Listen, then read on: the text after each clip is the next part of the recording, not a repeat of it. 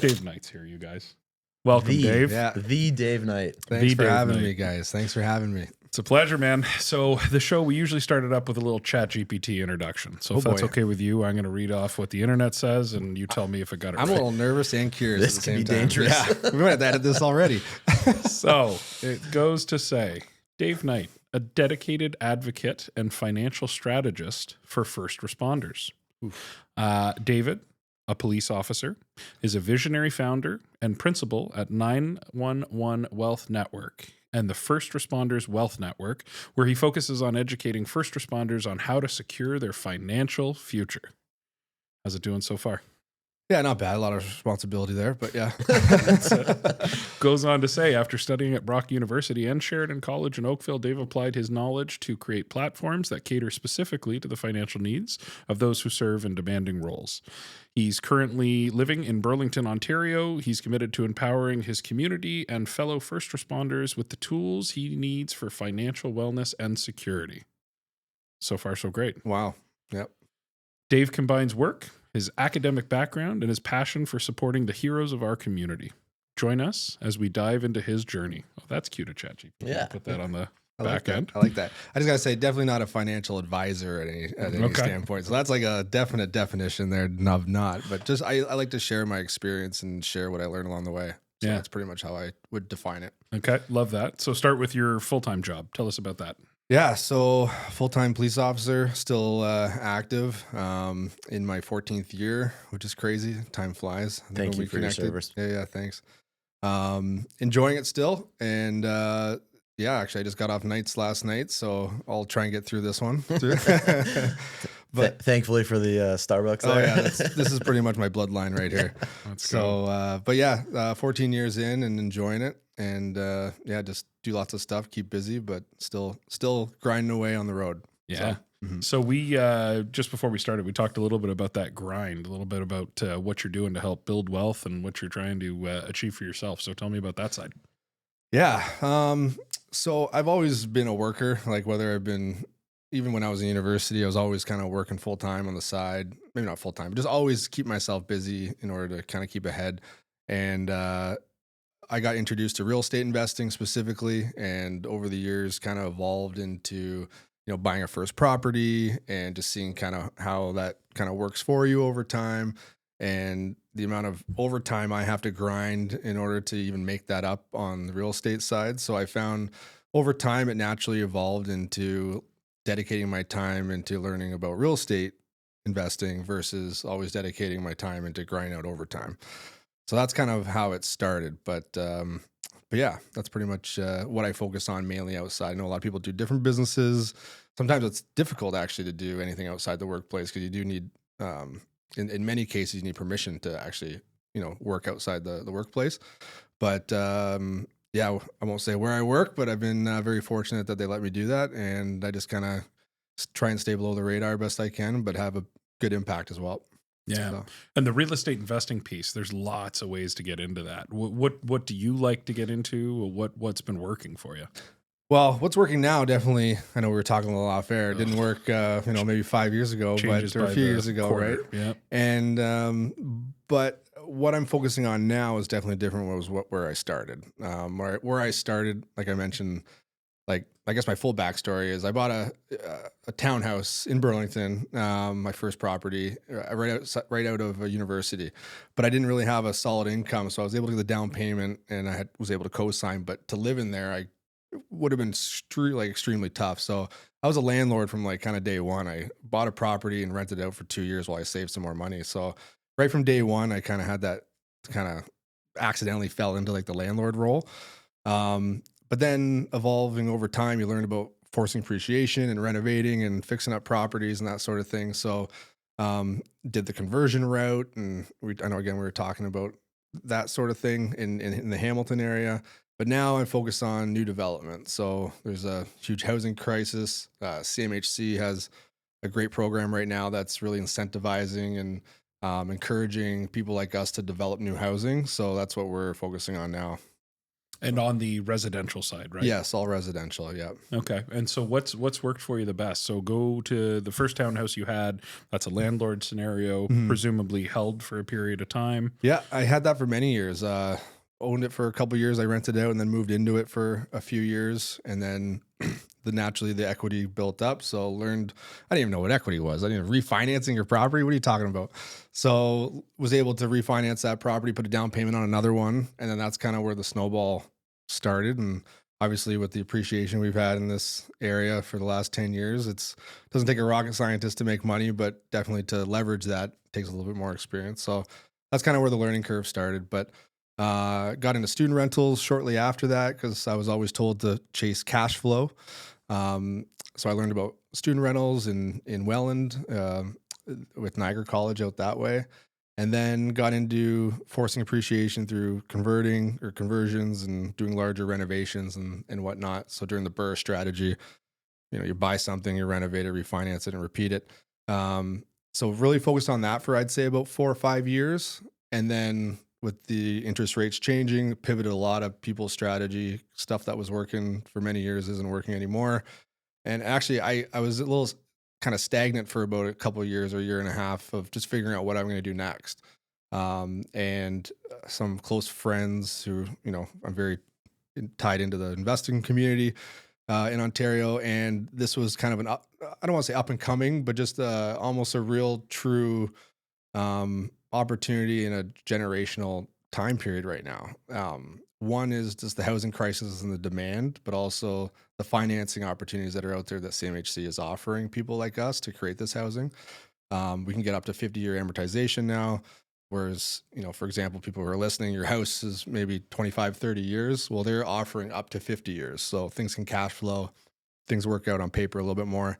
And then in addition to that, loan to cost can get up to 95%. So, you put in $1 million into a build, including soft costs and everything, you can get potentially $950K of that back. So you only have 5% of the deal. Yeah, that's incredible. Right. So we start compounding that, and if numbers make sense and you can get paid to do it along the way, then it's a great thing. And hopefully more people do it because we need it. It's been really cool watching your journey too. Cause on some of the social media that you've got, I've been able to follow it along for the last 7-8 years. Yeah. So it's been cool seeing the journey and the growth that you've had with this. And every time something has changed in the atmosphere out there on the way you've been doing it, you've kind of made whatever pivot you've had to make, and you've been successful doing it. So it's been cool to watch. Yeah. Thanks, man. I appreciate that. I think you have to, you have to be able to pivot because not everything works forever. For sure. And so many things even today, things are changing. We got tariffs coming, not to turn this into a financial podcast, but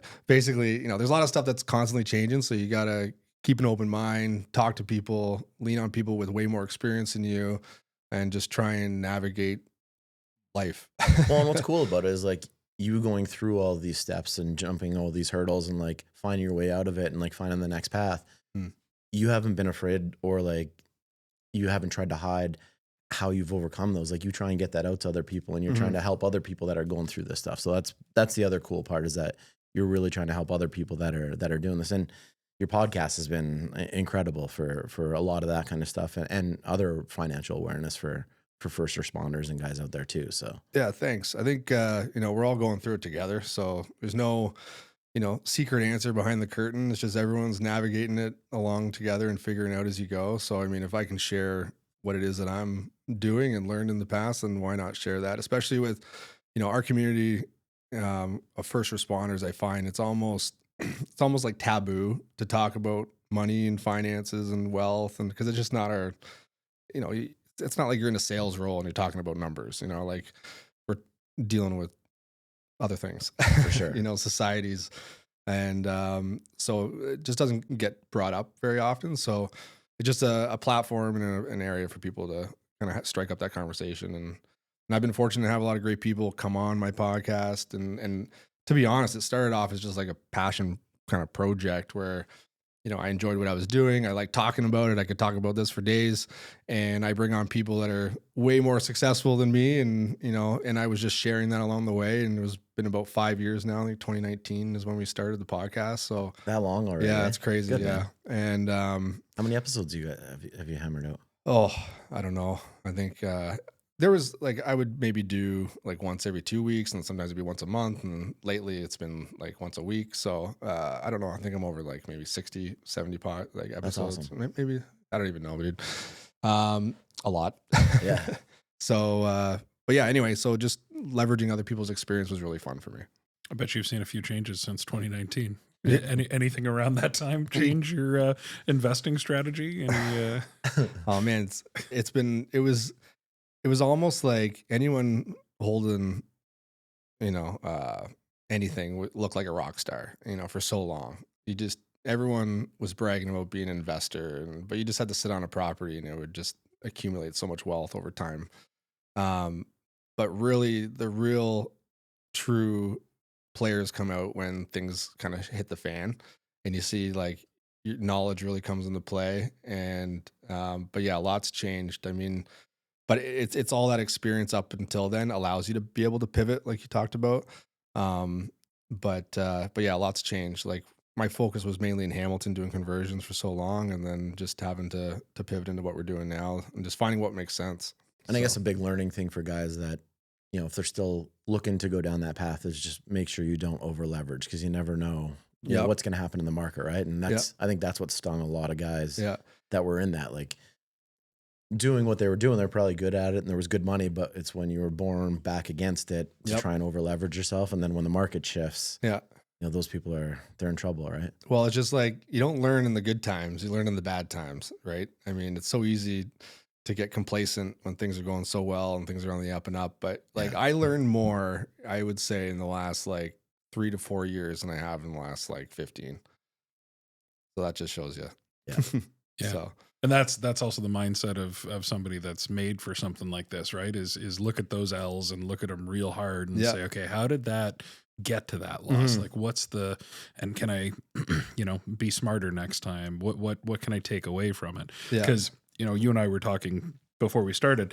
I've had both. I've had the ones where I've felt like a fucking rock star at exit or at refi or whatever. And then I've also had the ones where I'm like, shit. Like the sky is falling on that, and I got to come up with something. And it's hard, man. Like, and again, I'm always mindful of the fact that we've got listeners from all over the place, and we're using some words that people might not be familiar with. But like Jamie's point of saying over leveraged, simply put on that, it's okay, I've taken on too much. I've either taken on too much debt, or I've not accounted for market correction, or hey, I needed every penny of that rent payment to even come close to breaking even. And oh shit, that person didn't pay their rent. Like there's so many ways that you can get yourself into trouble. So you have to be mindful of that at every step. That's from, considering an opportunity to construction to cash forecast to like every single step. And it's so hard, man, because like the thing you and I were doing when you say conversions, for anybody listening, like taking something like a single family home and making it into a duplex. Very common example, right? From single dwelling to multi-dwelling to 2 dwellings. That's an easy way to pick up some of that forced equity, right? It's an easy way to say, well, hey, it was a single home and it was worth this, but now it's technically 2 homes, so it's worth this. You don't really add too much square footage, if any, and all of a sudden you can pick up a win. That's a great way to do it when times are good. When things are working, or even flatlined, it's fine. And when money's cheap. And when money's affordable, time, right? Because go back to like 2019 to we're sitting in early 2025 here. Like the differences are staggering, man. If I play the tapes back, and you and I have gone through this together, you've had COVID and the uncertainty of that. I mean, that market just shot up to, it didn't even make sense, right? And then you've got interest rates. Again, skyrocketing, doubling like 2.5 times. Dude, I had forecasts where I'm like, oh, I can get money at 2.9. Yes, no problem. Commercial, I can get money at 2.9. And then refis are coming in at 15% on businesses. And the neighbor just sold, so now my comparable is, oh shit, that's $1 million house now. So and again, for people that are new to this, when we say refi or refinance, what that means is I'm going to borrow on what it's worth today. So let's say in the same scenario, I bought a single family home. I converted it to a duplex. That makes it worth more money. I've Mhm. forced that equity. Yep. And now on top of that, I've renovated it. So add a little more, lipstick and now it's worth a little bit more money. Yep. And then, all of a sudden I get cash flow out of this. I can rent both units. So now it's even more attractive to a potential investor. So it's worth a lot more. And a refinance is, okay, don't sell it. Go to the bank and say, hey, look at my awesome duplex. I'd like to borrow whatever you're willing to give me. Yeah. And at some points, the banks were willing to say, okay, 80%. If my appraiser says it's worth $1 million, I'll give you $800,000, 80% of it. Wow. Yep. But what people forget is the bank is going to want that money paid back. Yes. When that house goes through and you can't make those mortgage payments or something happens beyond your control, like in Hamilton, a big one is the short-term rentals. Hamilton City Council, in all of their wisdom, has decided that Airbnb is a bad thing. Yes. That's what's crushing the housing That's market. the Yeah. problem And that's with what's the taken housing away market. from the housing market. Yeah. Can you imagine? Meanwhile, that's where most of the new immigrants are staying because they can't get approved for a proper lease somewhere. Yeah. Because they're not living here. That's they true, don't have too. credit. Like, it's You're crazy. right. Well, I went through because, like, to talk about that decision, and I'll be very clear on this one. That's a terrible decision. I showed them. I was part of a survey. I had multiple dwellings that were all being Airbnb'd. At the time that they asked me who those people were, because they were doing their background, they said, where are they from and why are they there? Every single one of my guests was a family that was between homes, meaning they bought something, but the close doesn't line up, or it's a family who's been displaced because of flood or fire or any kind of insurance claim. Yep. That was every single one of my guests. And Interesting. why were those people staying with me in my Airbnb? Because they didn't want to go to a hotel. Right. And you take away short-term rentals like that, where do those people go? Yep. The only option is a hotel.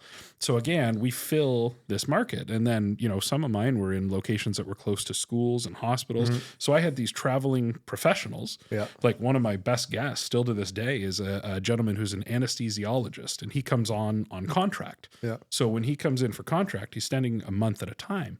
He's got a dog. He's got no will or want to stay in a hotel, so he's one of my best Airbnb guests. Yeah. Again, Yep. professional coming from out of the city to do that kind of work for your hospital, Right. and you're going to take away his option to stay in a house. Yeah. Yeah. It's insanity. Yeah, I feel you there. I had a couple of units in Hamilton when the rules changed too, and it was just like, okay, do we try and stay below the radar here and just wait? But we had to literally pivot months after even just getting it all set up. Yeah. It was a painful. But yeah, it's ridiculous. I We, think we were lucky. Like, out of the 28 properties that we had for short and midterm rentals, like 16 or 17 of them, we had midterm clients. So like they were all 30 days to like 180 days. Yeah. But most of those people were either from the Ukraine, from Mexico. A ton of them, especially the ones that stayed in Hamilton, a lot of them were from Mexico.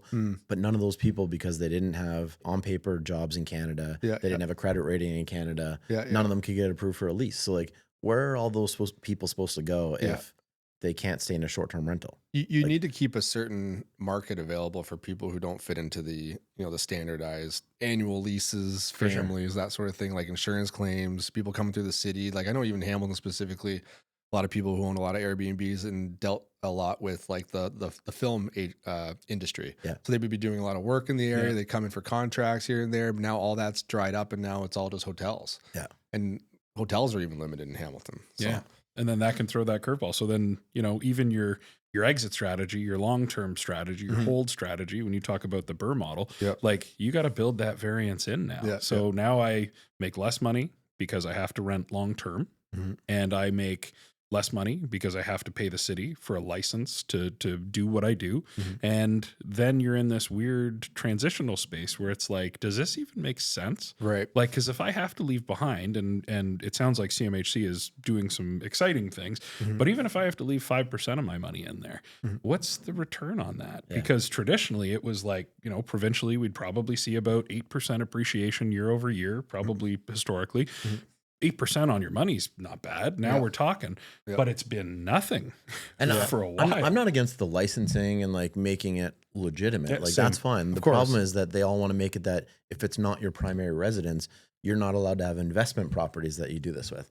That's what's crazy, because like in tons of the states, like they all have license. Like most of the states all have licensing, but like you can be a legitimate business and own 100 of these and do it properly and follow all the regulation. In Ontario, like no municipality in Ontario wants to follow that way. They want to make it like a complete disaster and make it only if you're an owner of the property. Yeah. I mean, regulations is good because then we as entrepreneurs or investors can play within those parameters. For sure. We understand what the rules are, where the guidelines are. But then when they come in and it's a free for all, it's a bit of the wild, wild west. And then they kind of just take it all away and it's like one extreme to the other. Yeah. And then there's nothing in between to serve the markets that we were just talking about. Yeah. You know, I think a lot of the headlines I feel dictate a lot of these decisions. And it's a bit of like knee-jerk reaction and just trying to please the masses. And people don't really understand at the ground level like we do.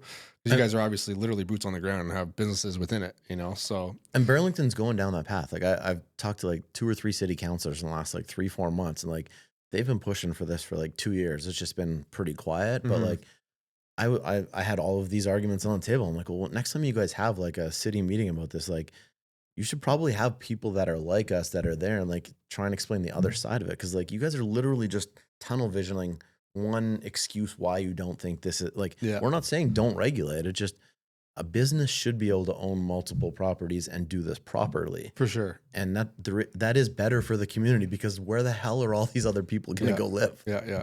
And I know some people were switching over to like the midterm rentals. So they were kind of like trying to avoid the rules. And it's just, you know, after going through all of that, I just don't want to play in the gray anymore. You know, I've been down that road and you pivot so many times. It's like, I want black and white. Yeah. Like, you know, I just want to figure out what lane I can play for the next 10 years and not have to worry about rules changing and this and that. So even though the cash flow might be better, you know, even though it might be a little bit more, you know, higher returns, it's like, I just want a little more stability. I said, fuck it. Yeah, exactly. Sell it all. I'll lend you the money at 13 to 15% if you want to go take the risk and all the paperwork and all the bullshit. Yeah, yeah. I'll be happy just to take my 13 points every day, every month. Yeah. You know, crazy stat. I don't know much longer we're going to talk about real estate, but like we're talking about CMHC and the opportunities, and they're kind of really forcing, not forcing, I should say, encouraging people to create more housing. The state of where we're at now is there's, I don't want to quote this exactly, but this is what I was told at that conference that I was at. I was telling you down in Orlando, is Tridel is one of the largest condo housing unit, and they're the condo model. So essentially they'll be selling units, right? Annualized, it was somewhere around 30,000 a year is what they sell. Last year they sold 3,000. Like that just shows you the amount of housing that's just not being gobbled up, or people just can't acquire because of affordability. For sure. So like, again, we're in this standpoint where there's going to be a bit of a lag in the market where there's not enough supply, but even if the supply is out there, people can't afford it. Yeah. You know, so nothing's getting built. Yeah. You know, March or April, everybody was like, oh, like over the next 6 months, like interest rates are going to drop by like a full 1% or 1.5%. And it's like, that's great. But like just over publicizing that and not really telling the whole story doesn't make it any better, because like somebody that can't afford $1 million house still fucking can't afford $1 million house with a 1% interest drop. You know what I mean? So like not all those people still can't afford to buy something. Yeah. And all the supply that's out right now and it's being sold, like that was like 4 years ago in the making. Yeah. Right. Like nothing's being built right now. Like we're at record low for construction starts. Yeah. I think it's like 60 or 80 year low the last like 2 years. Yeah. So, if you're a condo builder right now, like why would you ever consider building a new building in Toronto right now? Like, it's just not happening. They can't even sell ones that are like supposed to open next month. Yeah. You know? And even up in, you know, in Halton up north, like there were, Mattamy was building homes and they were starting at like 850. Like 900. And it's just like, what? Yeah. Like that's a starter home now? Yeah. Yeah. Anyway, so we're in a difficult situation. Yeah. And the mix is wrong too. Like go to the condo. Have you ever done any pre-con investing? No. Okay. So I've done it a couple times. I've got a buddy who's actually just a really knowledgeable guy on the subject. And you look at the data and like specifically we'll talk about Toronto. Buying condos pre-construction had been historically extremely predictable. Like, you know, really good 5% kind of due on signing, and then just forget about it for 3 years. And at the end of that, we're going to assign you out of it and you're going to be a hero. For like a full 20-year cycle, it was Yeah, like that. for Yes. like 20, yeah, and you couldn't miss, right? But now you've got this problem, and I'm one of them. I'm sitting on 2 purchases right now, specifically. Funny enough, Tridel, but it's one of those ones where it's like I don't know what the smart thing to do here is, because even if I close on these things, I'm looking at, okay, I gotta, again, they're $1 million condo and they're tiny. Yeah. They're like Yeah. less than 600 square feet. Yes. Yeah. And if you look at the inventory mix, the people that need the housing are not the 1 bedroom, single, professional, young, whatever, because to your point, who's got that $1 million right now? Yeah. They're families. So it's like the inventory doesn't even address the housing shortage issue. And go to Hamilton again. The problem there is there isn't enough inventory, and there's certainly not enough inventory of the right thing. Right. So their city council, part of their approach was, well, let's gain back some inventory and we'll take it out of Airbnb Right, and right. then we'll put that back into our rental pool. Like that is such a short-sighted. It doesn't fix the problem. You don't have Short-sighted. any more houses. For sure. And what are But people going to do? That the ones that like bought it 3 years ago, bounce. won't get it for another Bounce. 6 or 8 months. Yeah. So they're walking away from 5%, which again, that's not a little amount of money, and especially for these folks that, and this is a cautionary tale for anybody listening. Like, investing is not easy, man. You have to be disciplined, because these people that put in, and I'm one of these people that put in deposit money, are looking at either I bounce from my 5% down, it's a loss, the builder takes the unit back, or I try and close on it. But right now, the combination of interest, the combination of just this pent up demand of inventory, it's not even cash easy flow to negative for the next 3 and then years. the rents don't support it. Yeah. Yeah. So you're closing on a mortgage for, if you can get it, 80%, $1 million, let's say, and then you look at what you'd have to charge for rent versus what everybody's getting for rent, Yeah. and the rental incomes have been stagnant. Like, you look Yeah. past I think the stat that I heard, and I hope I'm right on this, 3 years ago versus today, the rent is flat. If it was $2,500 3 years ago, it's $2,500 a month today. Yeah. That's terrifying, because think about all the costs going up, all of the lending, like it doesn't work. Plus, So plus your condo fees. Fuck. and condo fees and everything else that you got to close on that are, and it's crazy. Yeah. But that's the pivot, right? Yes, yeah. So what is the pivot? You don't know. And even if you knew and you're in Burlington, the pivot might be different in Hamilton. The pivot might be different in Toronto. Yeah. And before we started, you talked about a great market. You talked about Barrie. Tell us about what you got going up there. Yeah, so the new development, like I said, we have just over 40 units right now, 4 separate lots. And why we like Barrie is, it's got great fundamentals. It's a growing city. It's one of the fastest growing cities over the last 5 years, as far as population goes. Infrastructure is good. They really have a great pro-build attitude up there. You got the colleges, you got universities coming in. So yeah, we really like Barrie. And as far as like the numbers are concerned, the median income is actually a little bit higher than Toronto in some areas, and the median rents are not too much lower. It's only about 10%. So your entry point is significantly lower. Yeah. Right. So when you start looking at those ratios, you start looking at other markets and see what's available. We've landed on Barrie.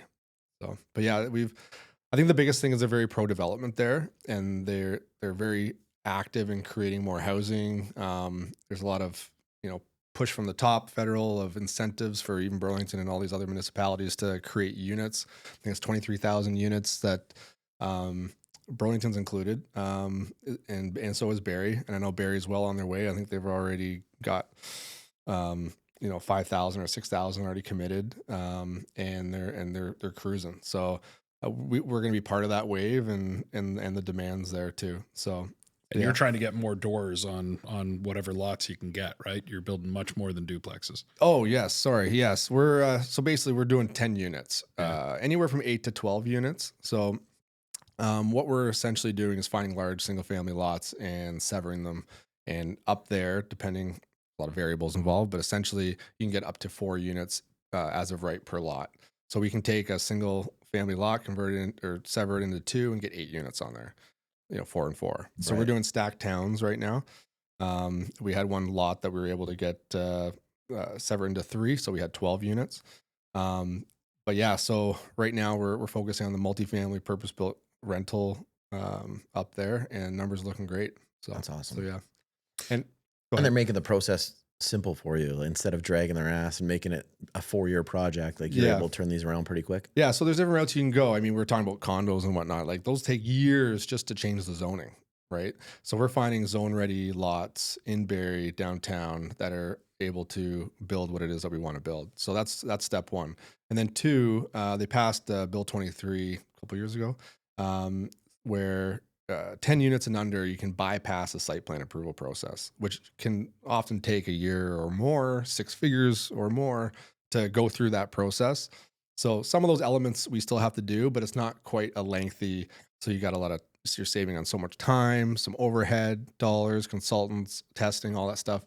So we're able to bypass a lot of that, which just fast tracks the building process. So we can get shovels in the ground and completed within 18 months, where before it would take about 2 to 3. That's awesome. Yeah, or more. So yeah. How did you have a mentor in this early on, or how Yeah. did you? Yeah. So I had a friend of mine who's done a lot of these. So it's called the missing middle. So essentially, missing middle is a buzzword now, it seems like, or maybe it is to me because I'm so much involved in the space. But essentially, it's anything from like a duplex all the way up to mid-rise. Okay, so it's like it's literally that missing middle. So it's too small for the big guys, but too big for the average mom and pop. So that's essentially what we're focused on. And there's a lot. That's where the unit count or the housing increase is really being focused on right now, and cutting red tape is allowing laneway homes or allowing the duplexes to be on your single family lot. So CMHC has stepped up and government insured loans to help finance some of that stuff, or at least ensure some of that financing. And so that's been the big one. But as far as like learning, I had a friend, he's he was ahead of his time a little bit. He's already done a handful of these in Toronto. So I learned from him. Literally, he has a course that he offers. So I went through his whole course. He's mentored us through all the steps. And we've seen what the numbers are in Toronto and elsewhere. And we really like what Barrie had to offer, even a little bit better, to be honest, in my opinion. And so yeah, that's how we got started. So. And if you got somebody listening on this who's maybe, got the stable job, and it's actually probably the way that you talk on the majority of your consultations or your podcast is, if somebody has that stability, okay, they got a few bucks and they're interested. Yep. What do you think the first steps are there? Oh, as far as just getting started? Yeah, learning, getting started. The first step is wire transfer him the money and Just just send it invest to- in Dave. Definitely not. No, the first step would be invest in yourself for sure. Yeah, I mean, I'm of the mindset of start small and really just invest in yourself. So I think it's like learning the fundamentals. I know for me, the biggest impact that I had growing, or during my journey, I guess, it was I paid for this 3-day boot camp course, and I didn't know what I was getting myself into. I'd already owned a rental. And I hadn't purchased my student rentals at this point. It just had 2 single family homes. And at that point, it actually still made sense, believe it or not. And it was just like drinking from a fire hose, in the sense of like all this information coming at you, different strategies you could take, different routes you can take, the different assets of real estate, different verticals you can look at, different strategies, like no money down strategies, which, someone told me that it sounded like a scam, but there are different ways that you can learn. So I think 101 is just learning what's out there, and then just trying to figure out a path that's best for you, and figuring out what route you want to go. Because I think going in blind, that's when you can have some real expensive mistakes. And real estate's not, you're not putting $5 down on a bet on Proline. You're putting your ass on the line in a lot of the situations, right? So I think just learning the fundamentals would be number 1. Not falling into those hustles that you hear on like a bunch of the radio stations. And it's like, hey, like if you want to be an investor in properties, you don't have to buy anything. Like, Yeah. we'll give you 10% returns guaranteed every month and blah, blah, blah. Like, Well, the guaranteed is obviously a word you want to be careful of. yeah. So to answer your question, I think where to start would just be like learning, because that was the biggest impact for me. And then 2, just talking to people, like going to meetups and just figuring out, talking to people with actual experience. I think it was a big one for me as well, just surrounding myself with people that are doing what it is that you want to do. So. Yeah, that was it for me too. And then finding, mentors, finding people that have done it. Yeah. You can accelerate your learning so fast Mhm. and also benefit from their, experience, the good and the bad, right? Yeah. If you really want to be a sponge and Yeah. listen, most people will tell you, because those that do this well understand there's unlimited resources. Mhm. Like there's not just one way to do this. They There's not want you to just- do well too. and they want you Yeah, to, yeah. right? And that's, I mean, about your podcast, like shit my dad taught me. I think one thing that it was instilled for me is no matter what you want, if you want it, you got to work for it and you got to work hard for it. So nothing's easy. So I think it's been a bit of a, I don't know, this like mirage the last like 10 years of how easy real estate can be. I think we're getting into the real life of what real estate is, or the market, or just investing in general. It's not always up, up, and up, and you got to learn how to deal with the downs. And I think part of that process is just, like you said, mentorship, learning, leaning on people with experience, and just figuring out that it takes work and it's not easy. So if you have that perseverance and that ability, that drive to like get through it, you just got to do it. There's only one way to do it, and it's just to push through. Yeah. So you mentioned your dad. Let's go there, man. So he taught you hard work. Tell us about your dad. my dad is he's a gem. So where do I start? He was born and raised in Dundas, so local here. Actually, my dad's got a cool story as well. So he was actually a professional figure skater. I don't know if No. did you know that? No. Oh, okay. I had no idea. Yeah. So he born and raised in Dundas. It's not Elvis Stoico, is it? No, but way before that day. I think TVs just started coming around when he was back in his day. This would have been a fun contest. You should have gone, okay, you guys go ahead and guess what you think my dad did. Yeah. Trust me, it's not on the radar. Yeah. So back in the day, black and white days, in the 60s. Yeah. So he was Canadian champion for 3 years. He was third in the world, went to the Olympics. He was North American champion. So like he had that competitive side, which it's funny because, growing up in hockey, it's like, oh, figure skating. And like, you just have this judgment on it. But like, if you look back in the day, like it's obviously a little different than it is today. But so he's got a history of competitive figure skating. So it's kind of a cool little backstory that he has. Your dad was an Olympian, man. That's awesome. Man, yeah. And on top of that, which is actually really cool, is he turned pro. So that's where he met my mom.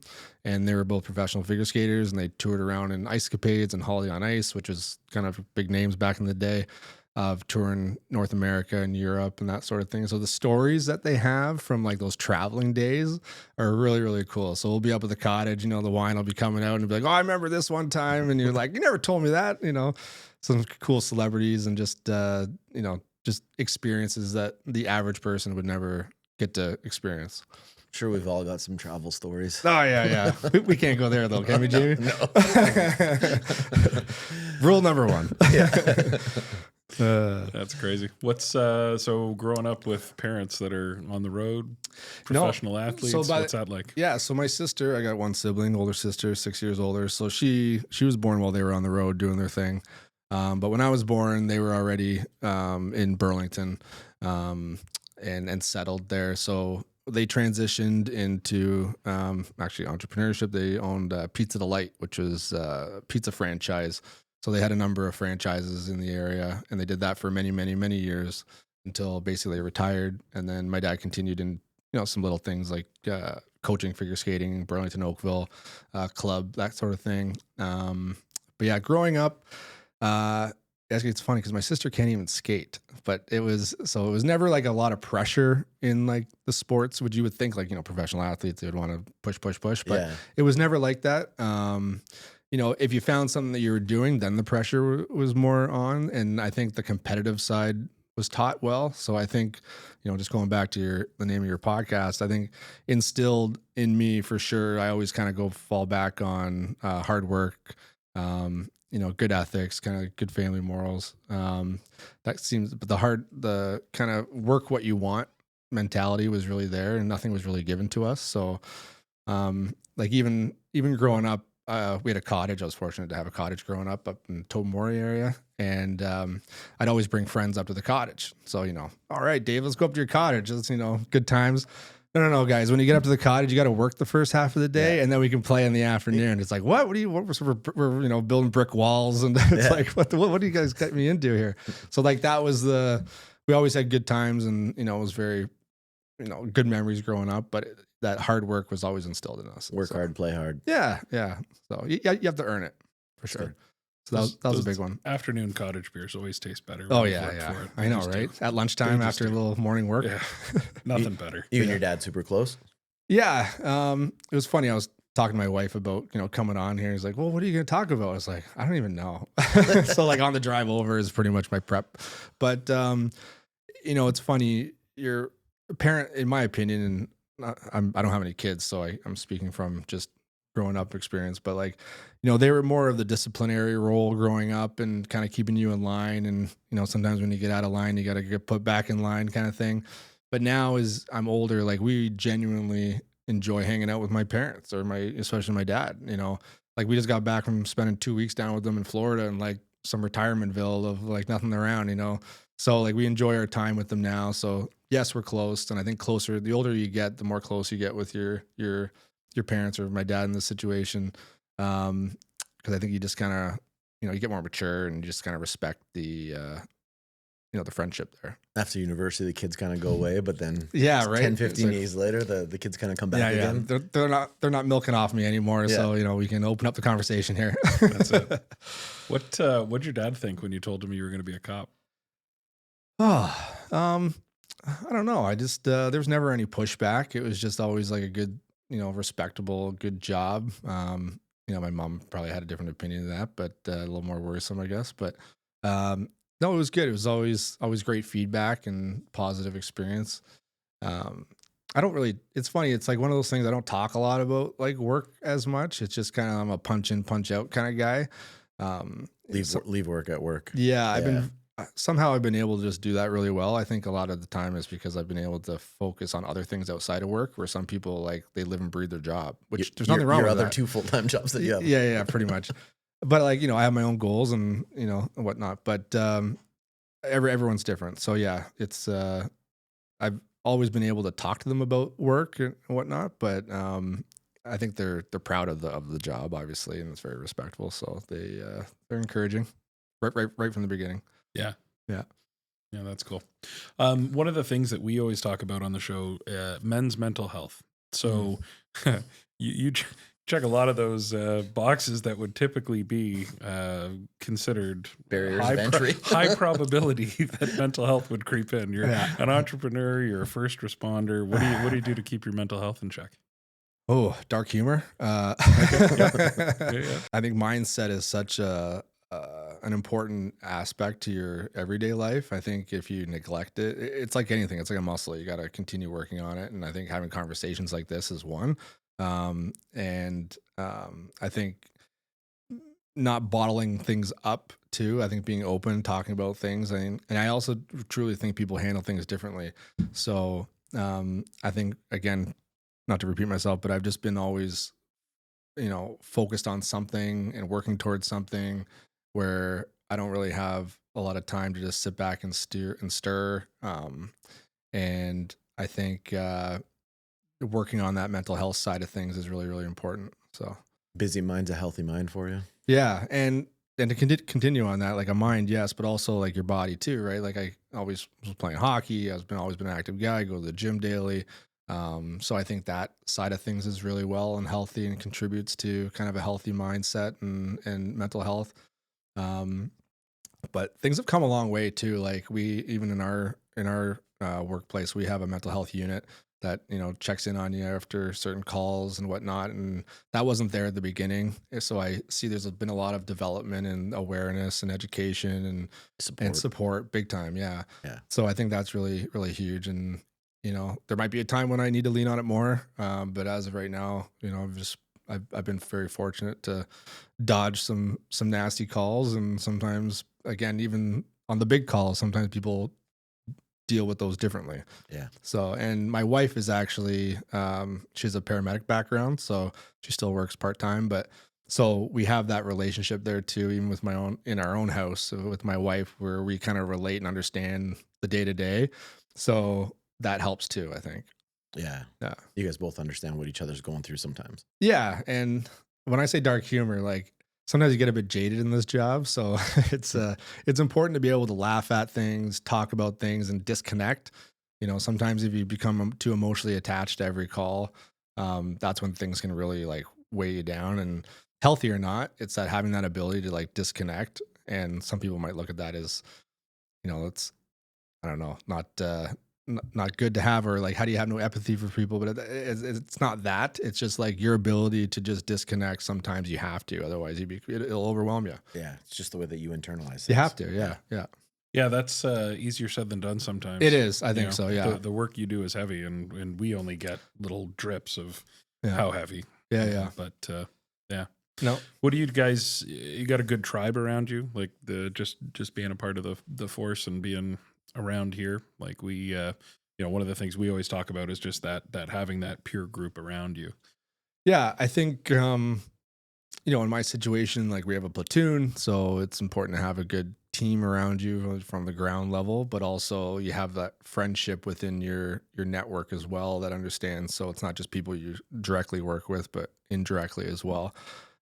So I've been really fortunate to have great friends within the workplace, even outside the workplace, that kind of balance things out, or, you know, that support system if you ever need. But I think it's important to have people, again, within kind of your world of like policing and first responders and stuff, but also just as important to have people outside as well, because it helps with perspective and it just helps with a little bit of balance. Yeah. So I'm sure you want a little bit of separation sometimes. totally, yeah. Yeah. Me personally, Yeah. like I got good buddies that they live and breathe their job, and they're really good at it, you know, and that's the route they chose. Yeah. You know, so that's just not my route. Yeah. So Well, and extracurricular sports and hockey and shit like Yeah. that, like that's got to help out a ton too. for sure, 'cause, yeah. And beers after helps too. So, Yeah. yeah. yeah, you get to bro out a bit. Yeah, you have to, Yeah. and that's where that's kind of like my thing too, is I like having this kind of chats, and you know me outside of here too, so Yeah. you know, I like just to keep it real, and you know, Yeah. so that's important to be able to have that. That's good. What are you a strong skater? And knowing that your team might be listening. Well, to be honest, I was a goalie for most of my Okay. life, So so no. no. The goalie's got to be the strongest skater on the team. No. Well, actually, I played forward for a lot of my years, and I was actually a strong skater growing up. So I really had those really good fundamentals, and I played rep as a forward. But then for some reason, I said, "Hey, Dad, I want to play goalie," and they never pushed. Like, okay, you know, if that was my kid, I'd be like, just stick it out forward for a little bit here. But yeah, I was fortunate. I always, you know, I had some good teachers, I guess, and my parents. We have the skating rink in the backyard some years, so always working on it. But yeah, skating was actually my strong point. So I was And you fortunate. switched it up to goalie. Yeah, I don't know what I was thinking, but yeah, I enjoyed goalie for a long time until you get a little older and your knees start giving out on you. So, So playing beer leagues now, you do goalie in beer leagues? or I do you was play just forward? last few years I stopped, so now I'm playing forward again. Yeah, So because it's got to be tough on the body, man. it is, yeah. And I see the other guys out there, and I'm like, I don't know how you guys keep doing it, you know. And But it's always the goalies that get pulled. Like, hey, like you want to stick around and play the next game Yeah, too? yeah. Because like we're down a goal. we're a dying breed. The Yeah. older you get, we're like, we're becoming extinct. Yeah. Yeah. Let's talk about the podcast in the future and talk about your business in the future. What are you looking forward to? I'm actually, to be perfectly transparent, I'm kind of at a crossroads right now, and I'm still trying to figure it out. I've been so grateful and met so many people across Canada and the US through my First Responders Wealth Network podcast, and I want to continue that. But right now, a lot of my attention is on this new development, missing middle stuff, and so I'm focusing on both sides. I don't want to neglect my first responders, but at the same time, it's like I think I can only divvy up my time so much. So moving forward, just really focusing on the business side of things as development continues, and really focusing on scaling that business with my partners that we have. So right now we have four projects, and we're looking to get another 8 in the And next. You guys are looking to hold all these too, right? Yeah, So we're you holding wanna- on to these. Yeah, Yeah, so and with some of our partners as well. for sure. Yeah. So yeah, and it's just a whole, you know, different realm going into, as you know, we talked about, is, you know, the conversions, the residential space. You can do that on the side, here and there you get contractors and they can kind of work their stuff. And I was able to multitask that. But really going into this space, it's a whole nother ball game. Like you really got to be dialed in. My 2 partners are full time in this as well. So in order to scale and really do what we want to do, my focus is going to be in more development in this missing middle space, I think. That sounds like a great opportunity, though. Yeah. Tell the people how they can follow along. How do they connect? Yeah. So you can reach out to me through Instagram, Dave Nighter, DAVEKNIGHTER. And otherwise, you can just email me, dave@911wealthnetwork.com. Probably the two easiest ways. And your podcast is on all the platforms. Yep. Yeah. You can reach out you can find it there. First Responders Wealth Network. It's on all the platforms right now as well. Or if you want to listen to what we're doing now, you can go to buildthemissingmiddle.com. Oh yeah? Yeah. Perfect.